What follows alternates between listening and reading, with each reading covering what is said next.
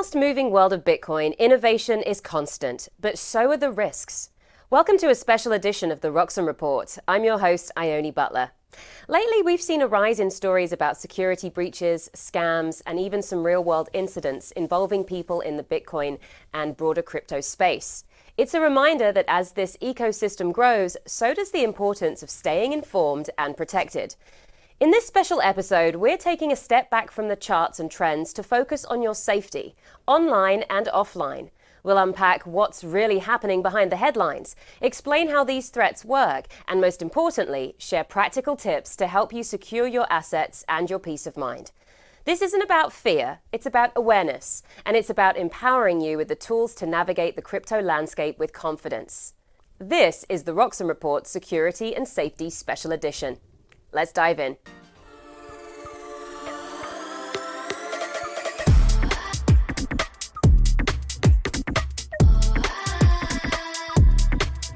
First up, a wave of disturbing crime touching the crypto world in France. Over the past year, several high-profile executives and even their family members have been kidnapped. Most recently, a brazen daytime abduction attempt in Paris targeted the daughter, son-in-law and young child of Paymium CEO Pierre Noisat. Thankfully, local residents scared the assailants off. But now there's been a breakthrough. French and Moroccan authorities have arrested a principal suspect, 24-year-old Badis Mohamed Amidi Bajou, in Tangier. Here's the full news report with details on the events and the arrest. French authorities have just confirmed the arrest of a man in Morocco who they say was the mastermind behind a string of violent, high-stakes crypto kidnappings.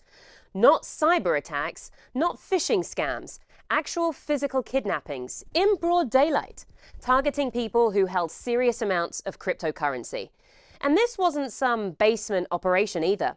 According to France's anti-gang unit, this group used fake police uniforms, bogus arrest warrants, even government-style vehicles to pull off at least 3 abductions. One of the victims was snatched outside a shopping centre, another one right at his home. They were handcuffed, threatened, and forced to hand over crypto wallet keys, sometimes on the spot, sometimes under duress, for hours. All told, the group is believed to have made off with at least €4 million in stolen crypto. That's just the confirmed figure. And the alleged ringleader, a 29-year-old Frenchman, had apparently been hiding out in Morocco since April, slipping through international arrest warrants until the police finally caught up with him in Casablanca. So how did we get here? Well, 2 things collided: the rise of crypto wealth and the visibility of crypto holders. Unlike traditional bank accounts, crypto wallets can be traced on the blockchain. And if someone knows your wallet address and has enough motivation, you become a target. And in France, it seems that's exactly what happened. Investigators believe this gang actively tracked people in the local crypto scene, spotting them at meetups, in online forums, maybe even through leaks in social channels. Once they identified someone with serious holdings, the plan was in motion. But here's the bigger picture. This isn't just about France. Crypto-related kidnappings are becoming a trend. In the UK, in the US, in parts of Asia, we're seeing physical threats creep into what used to be purely digital crimes. Crypto's no longer just a click here and send vulnerability. It's moved into the real world. And law enforcement? Frankly, they're scrambling to keep up. In this case, French police were lucky. They had coordination from Interpol, international warrants, digital forensics, the works. But most countries don't have those resources on call, and most crypto crimes never even make it this far. So what happens next? For starters, the suspect now faces extradition to France, where he'll be tried for kidnapping, extortion, I can't even say it, it's my dyslexia, extortion, there, I think so, and organised crime. But more broadly, this case is going to ramp up pressure on governments to do 2 things: protect crypto holders and regulate how crypto is traced and stored, especially in public or semi-public context. Because the brutal truth is this: if you hold a lot of crypto, you're now a potential target. Not just for hackers, but for real-world gangs to cross borders and impersonate police to get what you've got. Woof, that's quite a story. We're going to go to Anton, our producer in the control room up there. It's kind of a terrifying state of affairs these days. Let me know what you're Yeah, thinking of this. it's terrifying. In New York, there was just another kidnapping um, that they held somebody for a week in a brownstone. Then he escaped, and it was Oh, like a yes. crypto deal gone bad. Yes, I had heard about this. When did that happen? Like a couple of weeks ago? Yeah, just like a week and a half ago. Wow. Yeah, I mean, this is the thing that's kind of tricky, the article we talked about needing regulation, but then kind of defeats the point of Bitcoin. But then what do you do in situations like this? It's very vulnerable. It can be, you know. It feels a little Wild Westy. It feels like train robbery times, or in like Yes. action movies when like bearer bonds were a thing. I mean, it's like that. I assume we're all going to get better about maybe not having immediate access to our crypto and making it more difficult for people to grab it. But I mean, even so, if they take a hostage, a member of your family, they don't need to get the keys immediately there and then. Just that's something they can have, which is leverage over you, which is frankly terrifying. it's true. Yeah. It's a bummer. Any positives from this story? I mean, they did arrest him. They did find They him. did arrest him, yes, yeah. I'm curious to know kind of how that investigation went down. Also interesting that France, there seems to be so much of that happening in France. There was a spate of kidnappings around this. This guy was on a mission, it seems like. Now that you've seen what happened, here's what crypto business people and anyone with valuable digital assets can do to stay safe. Discreet public presence. Keep family routines and whereabouts off social media. Criminals use open source intelligence to target victims. Hire trusted security professionals. Consider vetted private security firms for personal protection and home assessments, as many crypto figures in France are doing post-incident. Use secure crypto controls. Set up multi-signature wallets that require time and delays for large transfers. These controls buy time to detect and respond to threats. Work with law enforcement proactively. France's Interior Minister now offers priority emergency access and confidential briefings from elite units, a sign of growing law enforcement collaboration. Digital hygiene and information minimization. Limit disclosure of personal or family details. As security experts warn, criminals are well informed before they strike. All right. Next, as crypto continues to move into the mainstream, cities and regulators are starting to draw lines, deciding where, how, and for whom this top technology should be available. In Spokane, Washington, that conversation has taken a practical turn. Officials there have moved to ban Bitcoin ATMs from public spaces, citing a rise in fraud cases, particularly those targeting older residents. It's a local policy with broader implications. How do we balance ease of access with the need for protection, especially as scams become more sophisticated? Here's the story. In a move that could signal a broader crackdown, Spokane, Washington, the state's second largest city, just became the first in the region to ban crypto ATMs. And the reason is a surge in scams targeting some of the city's most vulnerable residents. This week, Spokane City Council voted unanimously to prohibit these kiosks, giving operators 60 days to remove them or risk civil penalties and even losing their business licenses. The measure was introduced by Council member Paul Dillon, who said crypto ATMs have become a preferred tool for scammers, and he's not wrong. According to the FBI, crypto ATM-related scams cost victims more than $246 million in 2024 alone, a 31% jump from the year before. Most alarmingly, 2/3 of the victims were over the age of 60. So how do these scams actually work? Well, criminals pose as law enforcement or tax officials and convince victims they're in trouble unless they convert cash into crypto at one of these kiosks. But once that money enters the system, it often ends up overseas in places like China, Russia, or North Korea. And there's no getting it back. Detective Tim Schwering, who addressed the council, put it bluntly, by the time the money is in the cryptocurrency, it's already too late. Now, city officials noted that many of these machines are located in lower-income neighborhoods, in grocery stores and convenience shops, raising serious concerns about who's being targeted and why. Now, Spokane's ordinance won't just stop new kiosks from popping up. It mandates the removal of existing ones, and the city will be tracking whether this actually curbs crime. Okay, we go to our Anton, our producer in the sky, and American. Spokane or Spokane? Spokane. That is the real question here. Now, as soon as I can't hear you said coming it, through. as soon as I said it, it sounded wrong. I said Spokane. It didn't feel right. I'm not sure anymore. So it has to be Spokane? It might be Spokane. We need a Washingtonian in here to figure it out. Spent a lot of time like on it the may West be a Coast, region. but I still didn't get it. Yeah, it might be a regional thing in the US. Spokane, Washington, Spokane. Let us know. Let us know in the comments. Yes, I think this was a good call from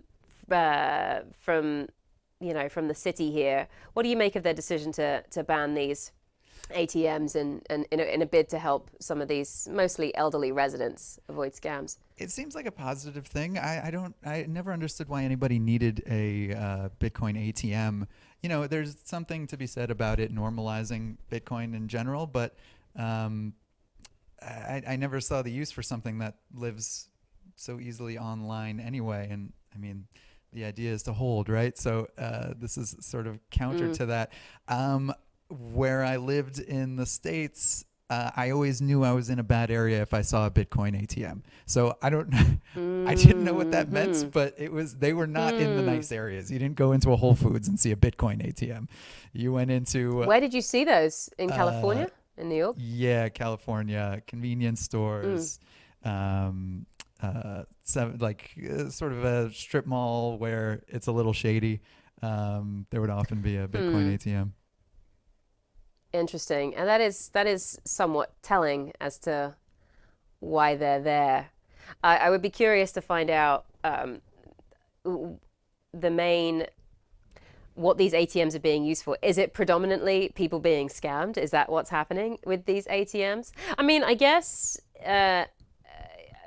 people can. They're obviously paying cash into them as well as taking it out, right? They serve a dual purpose. It must be if they're using them to take people's money. I guess so.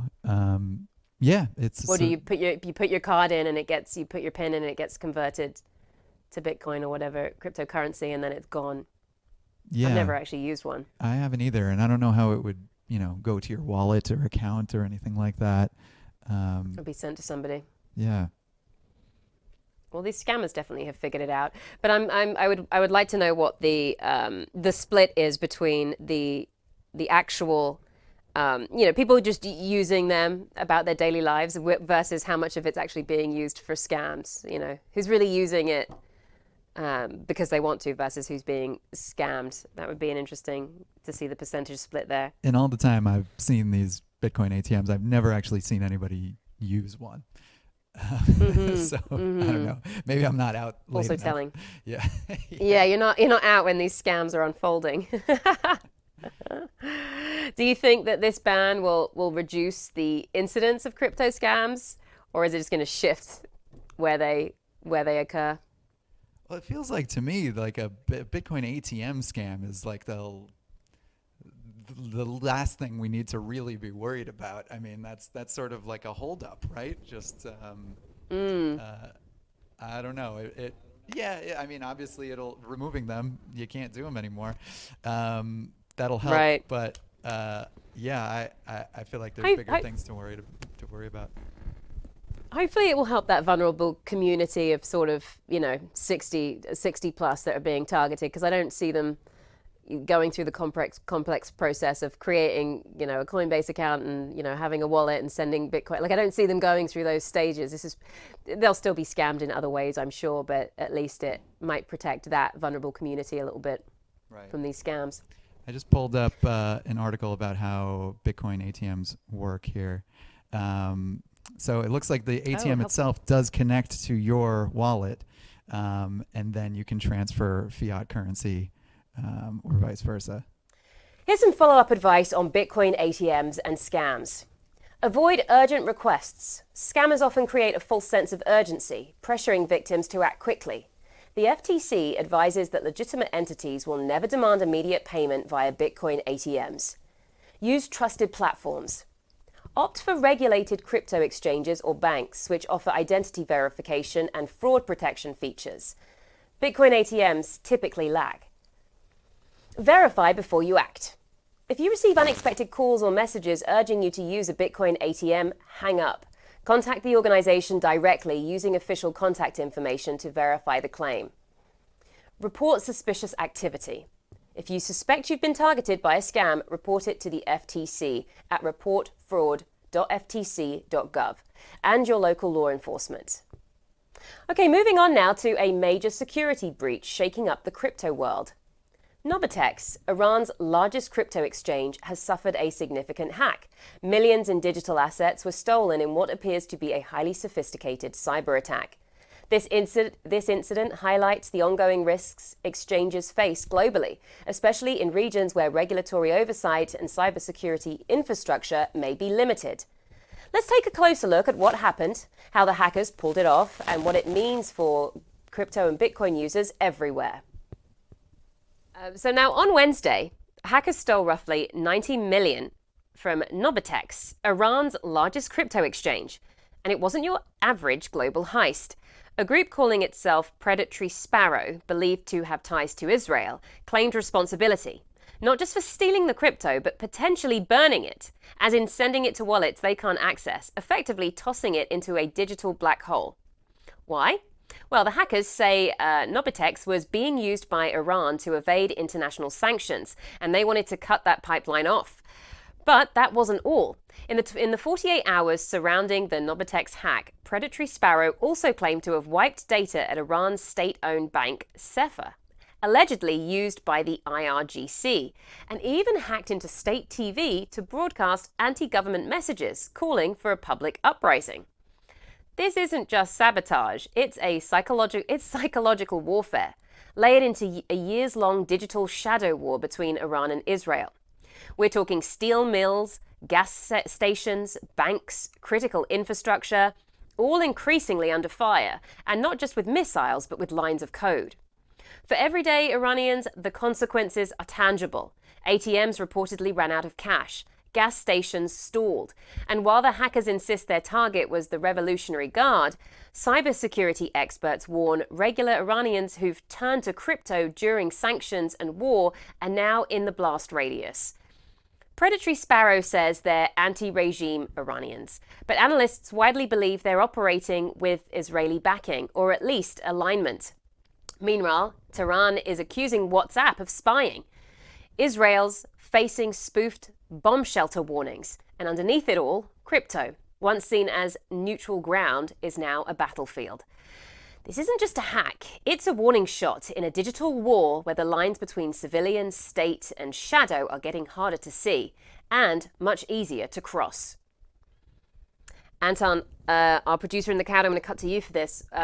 This is reminding me of the Netflix movie that came out a couple of Christmases ago, I think. Do you know the one I'm talking about? Or maybe it wasn't the Christmas. The one about just hacks in the US. Is this the one where they're all in that house, like in Long Island somewhere? It is exactly that one. Okay, I know what you're talking about. Yeah. This was the Mr. Robot guy made that movie. Oh, that would make sense.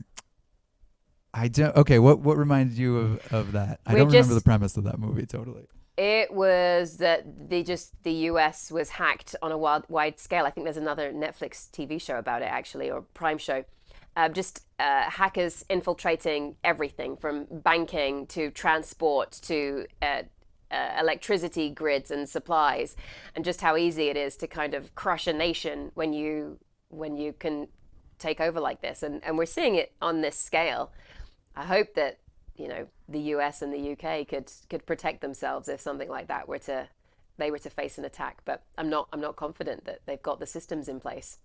It feels like that the most developed technological countries have infiltrated all over the world, and everybody has their finger on the trigger, and it's sort of like a nuclear showdown, but with infrastructure. It feels like we're already there. I have a feeling that everybody's already infiltrated everything. They just don't want to take that next step because that leaves them vulnerable because everybody's got their finger in the other's pocket. Does that Yeah, make sense? it does make sense. And maybe it's better just to kind of keep under the radar with it all too, so that if states are watching other states, they don't want them to know that they're in all their systems. What was the one with China in pretty much all of US telecoms had been spying? Yeah, they had been in our entire telecom system for I don't think they even know how long, and I didn't really hear any news updates on that. I don't know. They said they knew when top level officials were making a call. They couldn't always listen in on it, but they knew when the call was being made and to Wow. who. Wow. Yeah. All right, so we're already there. The hack of Vertex, the largest crypto exchange in Iran, serves as a stark reminder that no platform is immune to cyber attacks. Here's what you should consider if you're using any crypto exchange. Limit exposure on exchanges. Keep only the crypto you need for trading on an exchange. Transfer the rest to cold storage wallets, offline devices, or paper wallets that hackers can't access. This reduces risk if an exchange is compromised. Understand your exchange's security and insurance policies before using an exchange. Check if it has insurance or guarantees for stolen funds. Many exchanges don't offer these protections, especially smaller or less regulated ones like Vertex. Be extra cautious with exchanges in unregulated or high-risk regions. Exchanges operating in jurisdictions with limited regulatory oversight may have weaker security measures and less recourse for users after breaches. Stay updated and withdraw promptly if issues arise. Follow official announcements closely and consider withdrawing your assets quickly if you hear of security concerns or breaches. Diversify where you store your crypto. Avoid keeping all your holdings in a single place or exchange. Distribute your assets to minimize loss if one platform is hacked. Okay, next, we recently reported on a massive data breach exposing billions of records, an incident that could affect millions worldwide. In this segment, we'll recap the key facts and then hear from Freddie New of Bitcoin Policy UK, who shares practical tips on how to stay protected if your data has been compromised. A major data breach has just been uncovered, possibly the largest breach ever. Security researchers have found 30 databases containing a total of 16 billion stolen records. That number is almost 3 times the number of people connected to the internet. Now, these records include information from services like Google, Apple, GitHub, Telegram, and various VPNs. Some of these databases are small, just a few million entries. Others are massive, with billions of records each. According to the research team at Cyber News, these records were likely collected by cybercriminals using info-stealer malware. That's software designed to quietly steal personal data from your device, like passwords, logins, or browsing history. Some of the data may also have come from security researchers or ethical hackers. Only one of the 30 databases had been reported before. That one contained 184 million records, but the team says that barely scratches the surface. They claim new data leaks like this are appearing every few weeks. The databases were available online only for a short time before being locked down. It's still unclear who owns them. And because many accounts may appear in more than one database, we don't know exactly how many people were affected. Researchers say unprotected databases continue to be the top cause of data leaks. Too many companies still don't understand how to properly secure their systems, especially when using cloud services. Meanwhile, criminals are making the most out of it. The stolen data can be used to run phishing scams, where fake emails or texts trick you into handing over even more information. It can also lead to identity theft, fraud, and ransomware attacks. Events like this often increase demand for secure decentralized technologies. And that's one reason Bitcoin, which doesn't rely on traditional identity systems, can attract attention during major security breaches. Okay, Freddie, what do you make of this data breach? And any thoughts on what people can do to protect themselves? It's massive. Well, yes, that goes without saying. And the first thing to say is it's both awful and depressingly predictable at the same Yeah. time, unfortunately. I think as an abiding principle, we should all be aware that anything you ever put online or give to a third party, whether that is a corporate or a government, is probably going to end up on the internet and for sale. So work on the assumption that you have no privacy and all your data is going to be public, and you should take steps to protect yourself using that as your basic assumption, Any which is a tips depressing state of there? affairs for all of us. It really is. Yeah. Are there any sort of checklist tips? I mean, I know that I had gone through and removed my details from databases that were online. That was shocking that my information was just out there online for anybody to Google. But yeah, any tips? Yeah, there used to be a good website. I think it was called Punked, which and you could put in your email address. Actually, it was probably another data gathering service, wasn't it? So you put in your email address, and then And that then it was would their tell joke. you You were whether or punked. not you're punked. And there are services that will sort of scrub your data that has been sold legitimately. For example, when you click through to accept terms and conditions, there'll often be a hidden term that allows that institution then to bundle up and sell your data on someone else.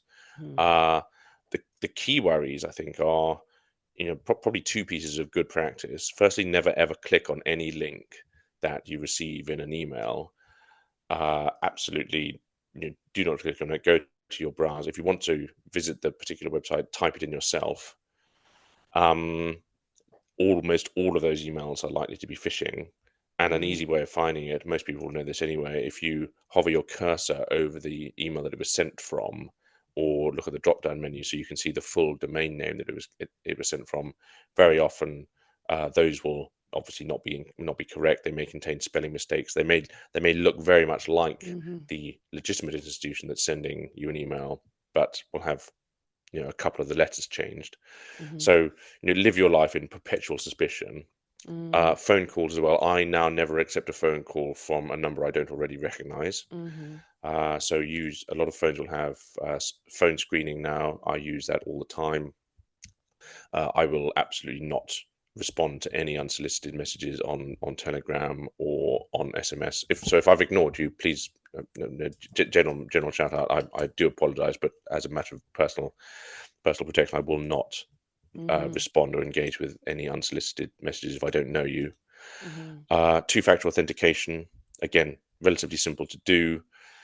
It gives you a reasonable amount of protection, because unless your two-factor authentication has also been hacked, then that gives you an extra layer of protection. I should say, if you are using something like Google Authenticator, make absolutely sure that your authenticator is not being backed up to the cloud. Because you can, unfortunately, if your entire Google account has been hacked and your authenticator has all of your 2FA codes, if you've been using your cloud backup, then immediately you've effectively completely negated the benefit of it. So I've just pulled mine open here. So if you do use Authenticator, make sure that the cloud icon in your Authenticator is crossed through, so you're not uploading those to the web. And then an easy way of backing it up locally is to get a second phone, which I have, and then you can export those locally. So you have a backup yourself. It's just that your backup's not in the cloud and accessible to hackers. And maybe the last thing to say is that if you are, maybe before we sort of move on to more consideration, if you are a Bitcoin holder, then use a hardware wallet, and ideally use an air-gapped one. What's an air-gapped one?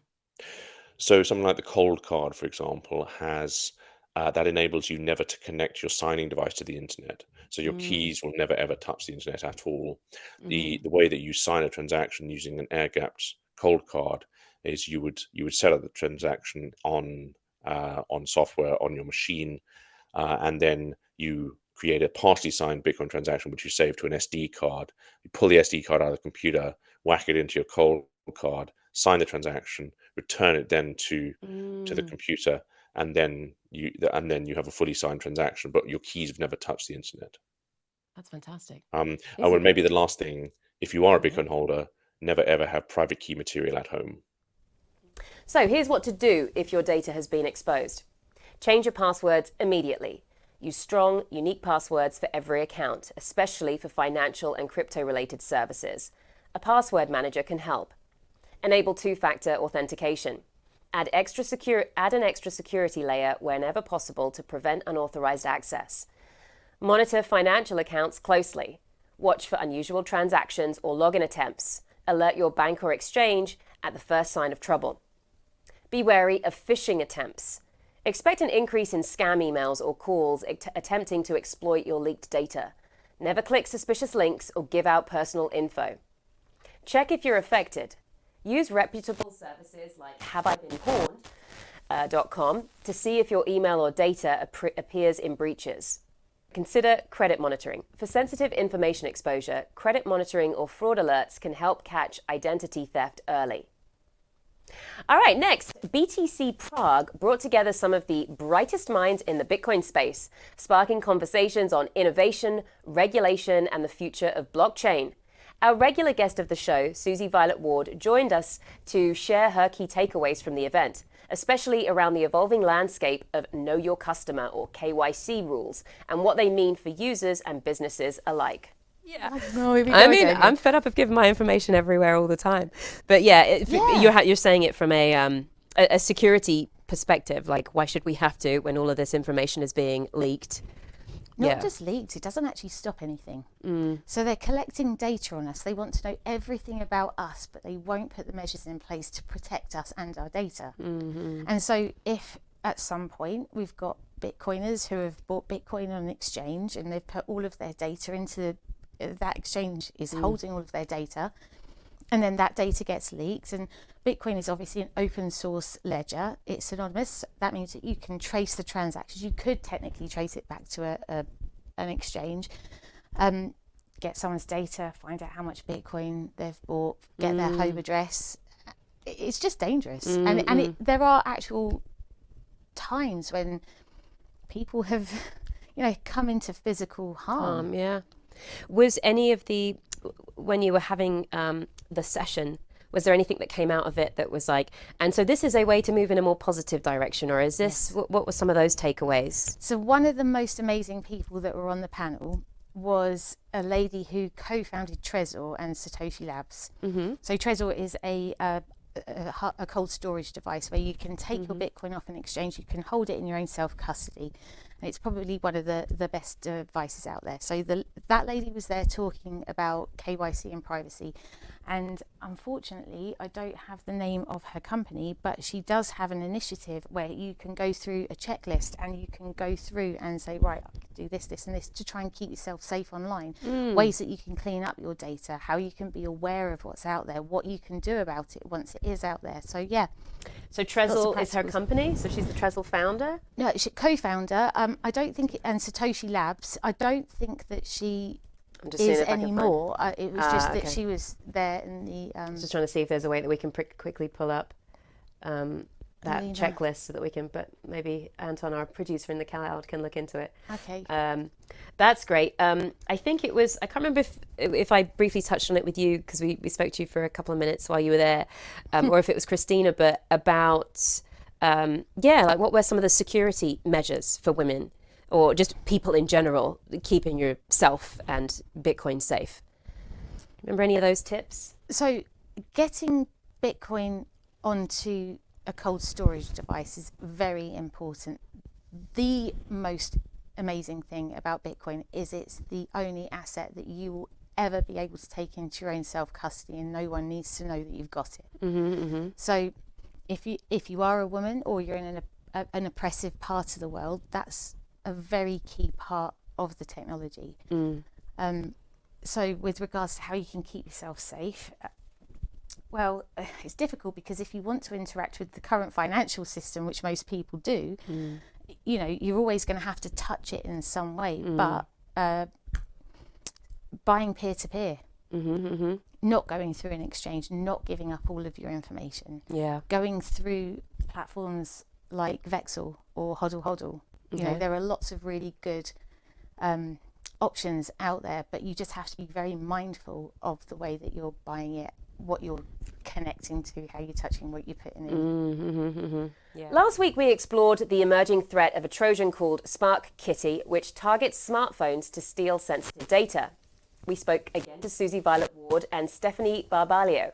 who helped unpack the impact of this malware and its broader implications. So, a new smartphone Trojan is putting crypto users at serious risk. It's called SparkKitty, and according to cybersecurity firm Kaspersky, it's already targeting phones in China and Southeast Asia. This type of malware, called a Trojan, hides inside apps that look normal. In this case, SparkKitty has been found in crypto trading apps, gambling apps, and modified versions of TikTok. Once someone installs one of these infected apps, the Trojan sneaks in using something called a provisioning profile. That's a method used to install special versions of apps, often outside the official app stores. After it's on the phone, SparkKitty asks for access to your photos, then quietly scans your gallery, looking for specific images. It uploads those photos to a remote server controlled by the attackers. Kaspersky says the goal is likely to find a screenshot of a crypto wallet seed phrase. These are a series of secret words that give full access to your crypto wallet. If someone else gets your seed phrase, they can take everything. SparkKitty is part of a growing trend. In 2024, nearly 70% of all stolen crypto, about $2.2 billion, came from attacks on infrastructure, including thefts of these seed phrases. This new Trojan is believed to be linked to an earlier spyware campaign known as SparkCat, which also used photo scanning technology to collect sensitive data from phones. SparkKitty is even more aggressive. Instead of scanning only crypto-related images, it uploads everything, presumably to sort through later using image recognition tools. It's been found on Android and iOS devices, and it's not alone. I'm just going to cut to you, ladies, and get your thoughts about this. Thoughts? Terrifying. Yeah. I would say inevitable, perhaps as well. Just please don't put your seed phrase. Don't ever take a photo of your seed phrase. Yeah. Yeah, No. and also always try to get different factors of authentication. You can do that, so that is always safe and always recommended. It's very interesting because then what do? The majority of the population that is targeted is not aware of how this works. So install a profile, I do it just because they want to get onto their app. So it's tough, but your data is not just about the crypto wallet, it's about your picture, your data. They are just is something that you definitely don't want to put at risk. And with AI and deep fakes, I mean, God, yeah, scary. Yeah, it's scary. Yeah, it goes back to education. There needs to be so much more education about keeping ourselves safe and our assets safe and our data safe. There needs to be more about it. I get so concerned, just the hacks on people. Sometimes people get hacked, and it's like, oh, you're so stupid. How could you do that? And it's like, no, these things are becoming so sophisticated, and then this type of stuff you wouldn't even know that is happening. No. Do you have? I mean, I always like to bring up just like security. You touched on earlier, just like security and safety stuff. 100%, I would say, get different ways to authenticate or enter your wallet or exchange profile. So it can't just be the password or the seed phrase. There is also you maybe have Google Authenticator code or stuff like that. So you have always multiple level of authentication to get into your account. I would definitely do that. Were you talking earlier? Sorry if I've got that wrong. Were you talking earlier about a cold storage wallet that you had worked with? Did you touch on that earlier? I work with a bridge. A bridge? And so was bridging assets from Ethereum to other EVM compatible chain. And that got hacked via phishing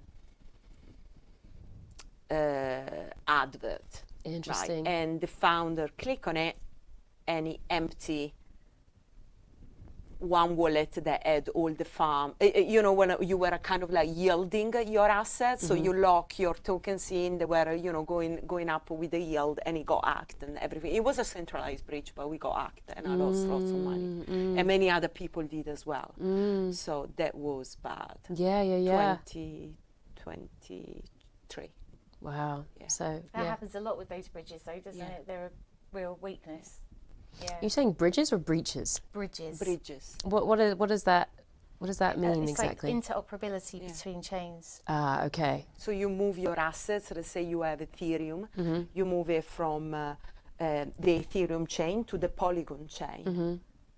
And in that process, And that's in when that they get process, hacked. the assets get locked from one side and then they are delivered on the other side.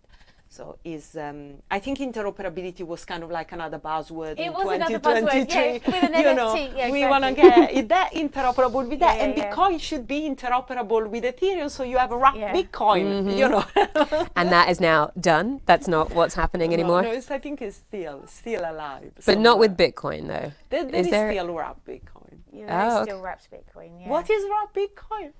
It's just where they convert it into something different, so you can use it in like a Yeah. different system. I think it didn't. It could be wrapped Ethereum. I'm not sure, but when they did the US stockpile, didn't they put like some sort of wrapped Bitcoin or wrapped Ethereum in there when they created the strategic reserve, and then they had a stockpile and they had like wrapped. But it's like a form of the token that is a one-on-one where you can swap it for that, but it isn't the actual asset. Got it. Here's how to stay safe from mobile Trojans like Spark Kitty. Keep your phone and apps updated. Regular updates patch vulnerabilities that malware like Spark Kitty exploits. Download apps only from official stores. Avoid installing apps from unknown sources to reduce the risk of malware infection. Be wary of suspicious links and messages. Don't click links or download attachments from unknown or unexpected messages. These are common malware delivery methods. Use reliable mobile security apps. Consider security software to detect and block malicious activity on your device. Regularly review app permissions. Check and manage which apps have access to sensitive information to limit potential exposure.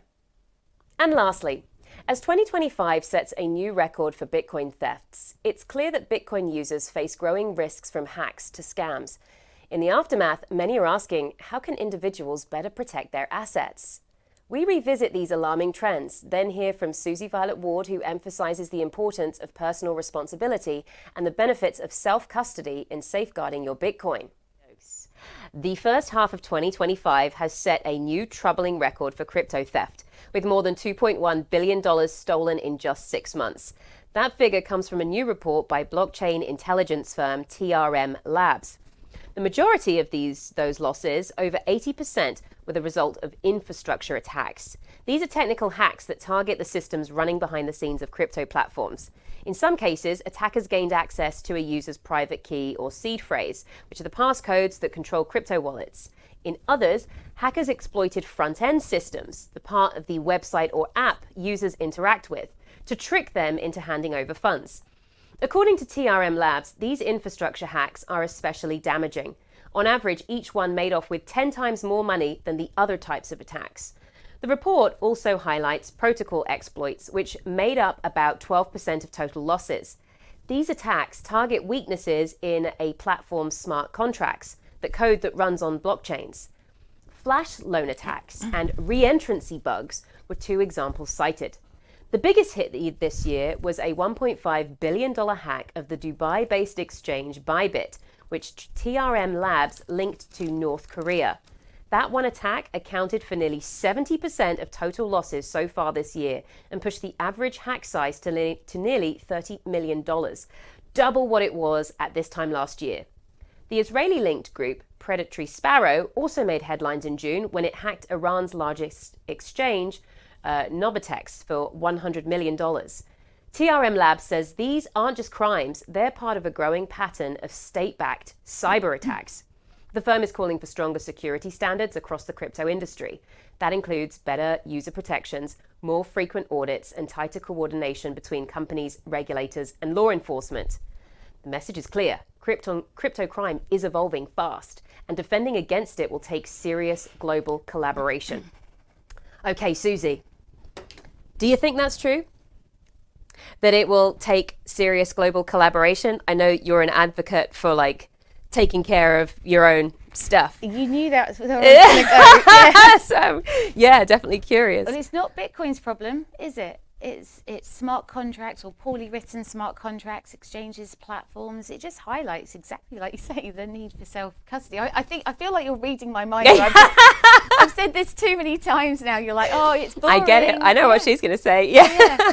Self-custody, of course, this has got nothing to do with Bitcoin, and these issues with third parties will always exist. I mean, it's not great, is it? People have to start taking personal responsibility. Yeah. Do you think people are ready for that? You know, say somebody sells their house and they put all of their savings into Bitcoin and they've got, you know, potentially hundreds of thousands of dollars in their Bitcoin wallet that they're taking care of. I mean, that's kind of why banks came about in the first place, because people didn't want to have their gold stuffed under their mattresses, so to speak. So, you know, are we as a society ready for that? I mean, it is a big response, especially when you know, a few thousand, fine. But, you know, if it's huge amounts of money, it's pretty terrifying. There are some really good solutions out there, like multi-sig. Tell me about it. What you have your seed phrase, and it's split up into different locations, and you have to have 2 of 3 to be able to retrieve it. So it's not like you've just got a seed phrase sitting in your drawer in your house, and it's a risk. You know, there are lots of good solutions out there if you wanted to look into it, but that's the problem, isn't it? It requires research and people educating themselves, and for too long they've outsourced their thinking to third parties. It's so much easier to allow somebody to keep your money or your assets safe without actually having to take personal responsibility. I think until people start to understand that they have to go down the personal responsibility route, then we're probably going to still have these issues. And what will it take for people to understand, like, what is that shift, the sort of collapse of fiat? Like, what would be that shift where they have to understand? Well, yeah, the collapse of fiat, and that happens at different stages all around the world. So the reason why people don't really understand Bitcoin in the UK and possibly in the Western world is because they just haven't felt enough pain yet. But if you live somewhere like Venezuela or Argentina or Zimbabwe or Lebanon, you've felt enough pain to understand why it's important. So you will take personal responsibility, and you often find that people in these countries are way more responsible because they understand how broken the system is. Yeah.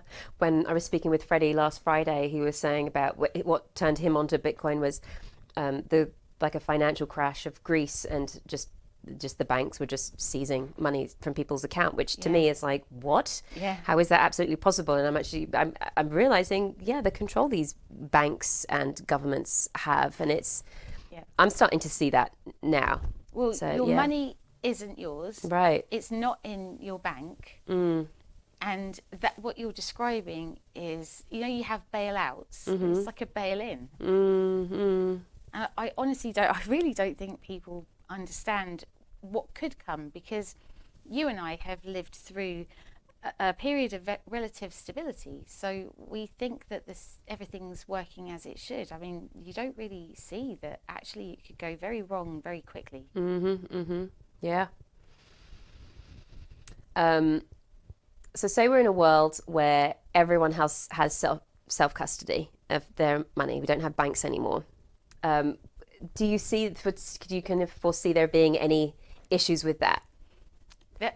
I'm sure there would be, Yeah. and I'm not saying that that's the ideal solution. Like we discussed yesterday about the base layer being decentralized and them having to build solutions on top. And all of these solutions will be centralized in some way or not, on a spectrum from centralized to decentralized, and you'll have to decide on the trade-offs. So I think that we'll get to a stage where people have a lot more control, but then they decide what they want to relinquish based on said trade-offs. That makes sense. And would you, and this is just your opinion, would you say like all in on Bitcoin, or do you still see the value in having bank accounts? Any value? Well, at the moment we have to interact with the financial system. Right. Things aren't ready for it to be all in just yet. Yeah. It would be wonderful if we could all live on a Bitcoin standard, but at the moment I don't think it's practical. Some people do it, and I really do admire those people. It's quite incredible, and I would love to be able to do that, but we do have to interact with the financial system. So at the moment it's a little bit tricky, and it's an evolution, and Bitcoin is a 16-year-old asset. So, you know, it's still a baby. We are still early, and time will iron out these kinks. What do you think about people who haven't bought in yet Is it too late? No, Okay. absolutely not. I mean, they have to do their own research. I don't ever really want to ask someone to go and buy Bitcoin. I would always ask them to understand it. Because the reason why it's important to understand it is because it's possible that you can have these 80% drawdowns. And when that happens, the last thing you want to do is panic, buy at the top and sell at the bottom, because that's how people lose money. And that's another, like, talking about these issues are not Bitcoin. When people lose money on Bitcoin, it's not Bitcoin's fault. It's because they've bought high and sold low. They didn't understand the asset that they were holding, and they didn't hold on to it. That wraps up this special edition of the Roxom Report, focused on security and safety in the Bitcoin space. We've seen how the landscape is evolving, new threats emerging, and tough challenges ahead, but also how awareness, smart choices, and personal responsibility can help protect you and your assets. Stay informed, stay cautious, and remember, the world of Bitcoin security starts with you. Thanks for tuning in. Until next time, stay safe out there.